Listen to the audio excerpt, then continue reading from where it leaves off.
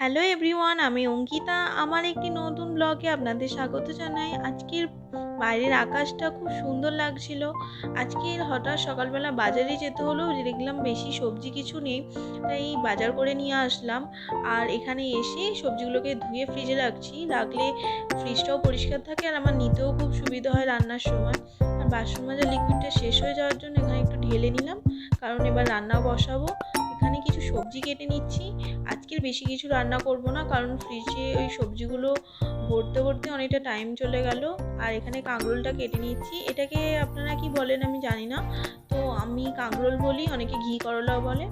আর এখানেই রেডি হয়ে গেল আমাদের লাঞ্চের মেনু। সিম্পল ভাত, ফুলকপি, আলু আর গাজর দিয়ে একটা তরকারি করেছি, আর তার সাথে করেছি ঢেঁড়স আলু দিয়ে একটা তরকারি আর কাঁকরোল ভাজা। এটাই হচ্ছে আমাদের লাঞ্চের সিম্পল মেনু।